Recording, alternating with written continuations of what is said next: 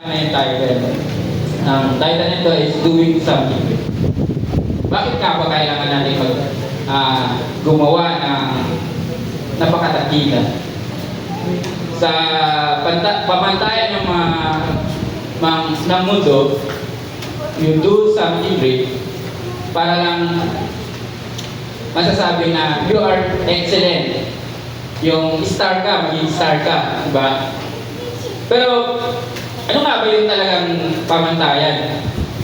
Kung sabay ko nung titignan. Sabi nga nun, do something great means to do something very well or to tell extreme good at least. So, yung gagawin mo yung best mo, yung pinaka best effort na tinatawag natin. Sa school, di ba? Ayaw mo mabagsak. Di ba? Do your best of the best of your effort. Para makapasa, kahit pasang wala. Di ba? Naisip ko nung mga kabataan, ay mag-75 lang or sa mga college, kahit lang 3 lang para makagraduate, gano'n lang. Yung mga, di ba? Pagkaroon yung mga wika ng mga estudyante sa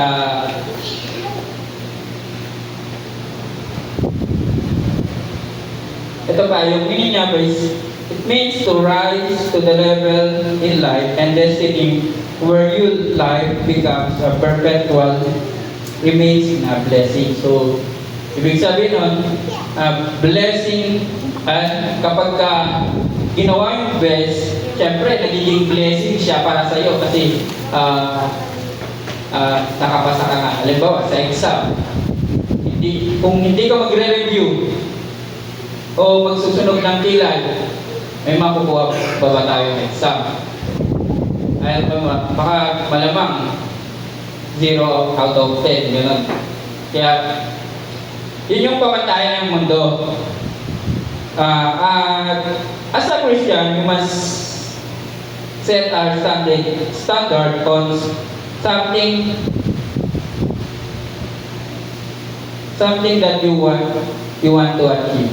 Ano ba yung mga goal natin sa buhay natin? Ano yung mga of course, mga iba sa atin makagraduate ng high school, senior high, college, diba? Iba sa atin makahanap ng trabaho after graduate ng college. Pero sinasabi sa salita ng Diyos is number 1, honor Jesus in all things. Kasi kalimutan ng mundo, excellent lang yung self-righteous lang yung ginagawa. Pero the best to have doing something great is to honor Jesus in all things, in every situation of your life. Na nakakatulong siya kasi yun yung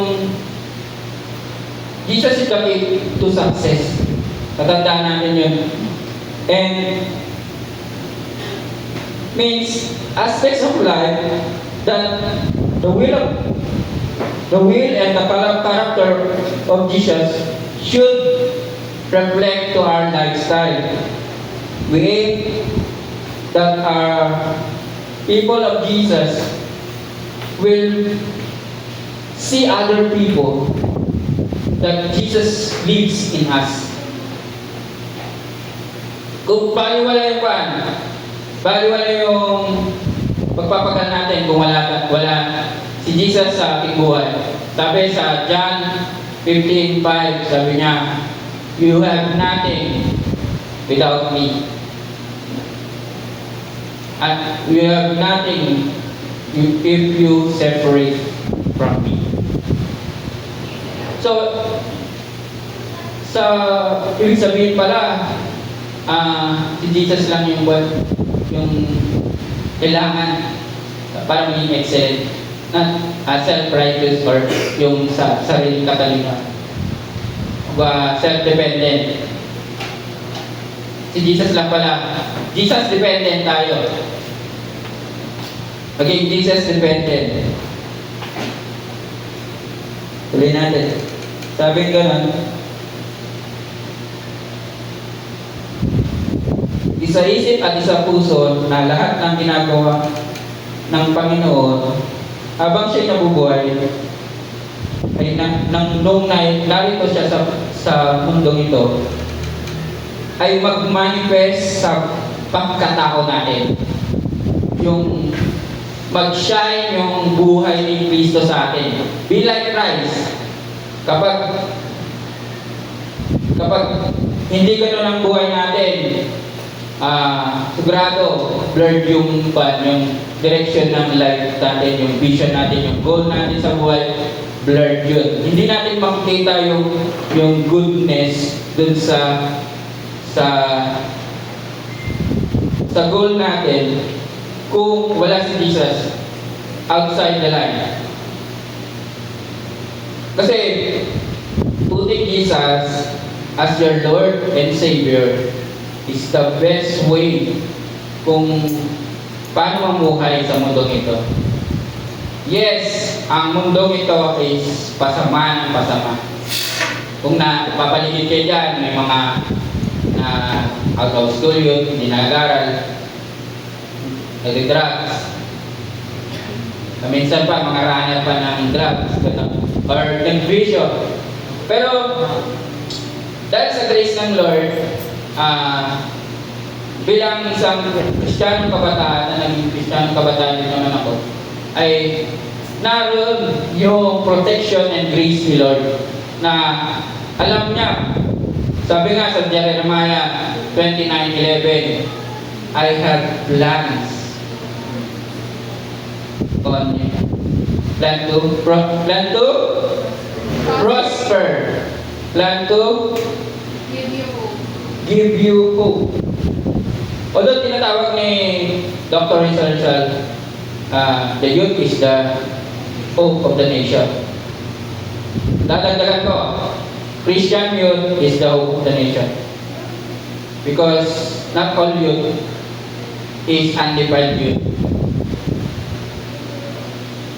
Undefiled youth, ibig sabihin, hindi siya corrupted. Yung isip nila, yung isip puso nila, nakatuon kay Jesus.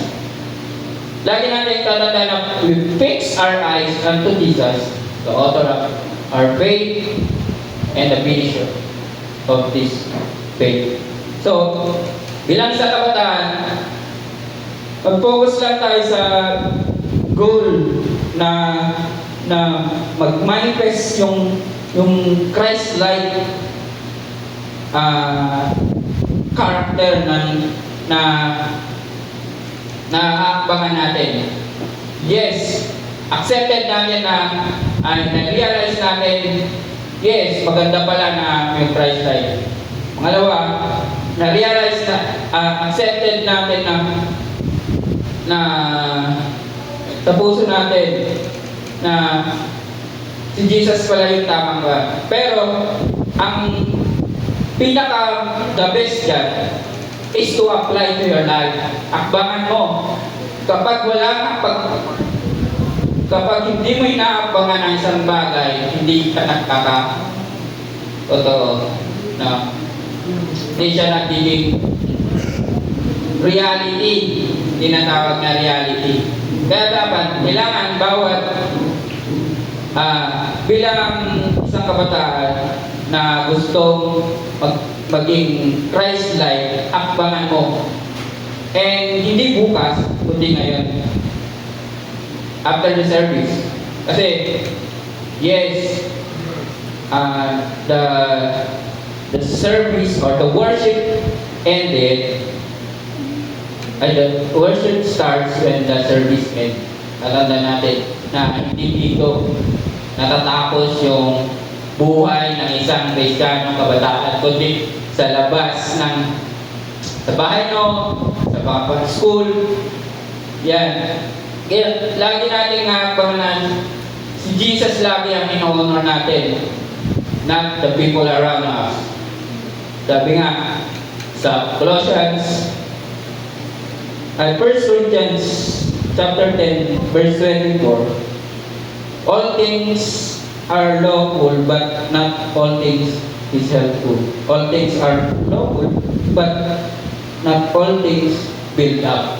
So, sabi nga, naalala ko yung pastor ko, sabi niya, tapon mo yung masama, kunin mo yung mabuti. Pero, screen mo. Screen mo. Minsan kasi, self-righteous ay akala namin, minsan kasi sabi nga, akala natin tama yung ginagawa natin, pero yung dulo pala nun kapamakan. Yes, sa paningin natin maganda siya, paningin natin nakakabuti siya sa goal natin, pero kapamakan na pala yung dulo. Lagi tandaan, babalik tayo dun sa fix your eyes unto Jesus. Doon lang natin yung mata, isip, puso natin kay Kristo. Sapagkat siya lang naman ang tanging dahilan at susi para makakabang katulad ng imahe niya. Pangalawa, dahil dalawa lang naman to. Yung pangalawa is giving thanks to God.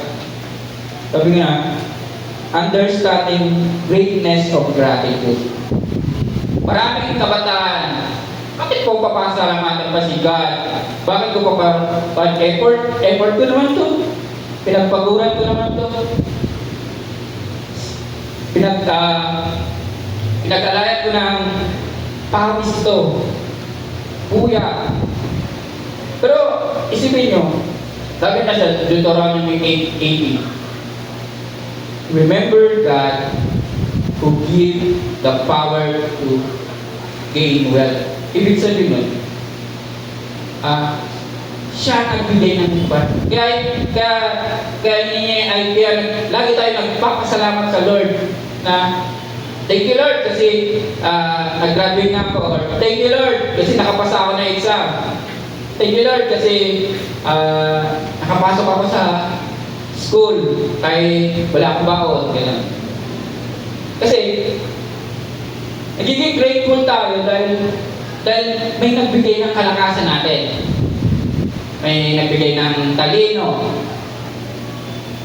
May nagbigay ng pangangailangan natin.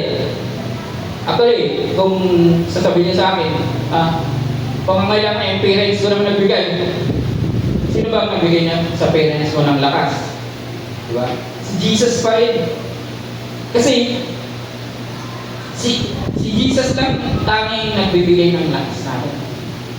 Na sa pagbangon pa lang natin, huminga ka. Kahit sabi natin, pigilan mo yung hininga mo every morning. Kahit isang minuto, hindi mo kaya. Alam mo,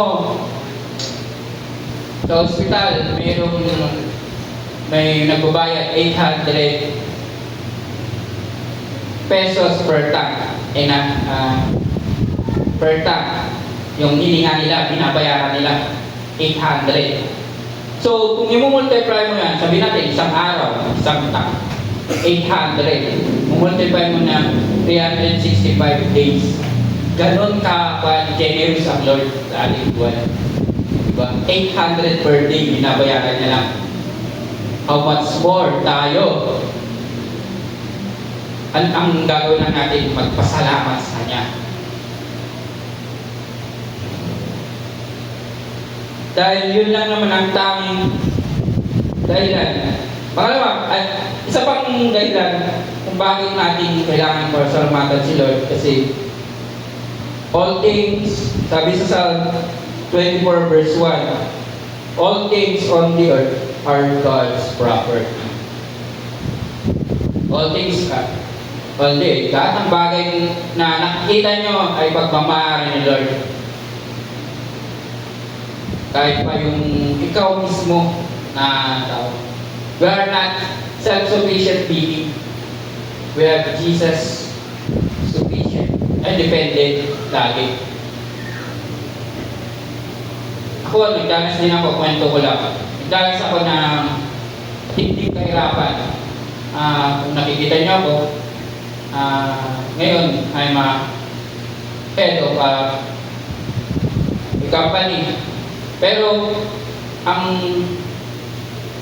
tumulong lang sa akin si Lord, si Jesus, na Lord Jesus, na pinix ko lang yung sarili ko, tinuon ko lang yung sarili ko kay Lord. And He provide everything. Yung priority ko lang sa buhay niya. Priority ko lang sa buhay ko, si Jesus. At actually, doing something great is like this. Attending youth service, attend Bible study. Alam ko may mga lakad tayo, may mga pupuntahan, na importante. Iba sa atin, puyat pa sa mga reviews and anything. Pero bakit pinili pa rin natin mag-step up? Kasi there's something good news to you that you will receive today. Because hindi aksidente na pumunta ka dito, makinig ng salita ng Lord, kundi talagang tinuon ni Lord na mapunta ka dito para mapakinggan yung message, the good news of life through Jesus Christ.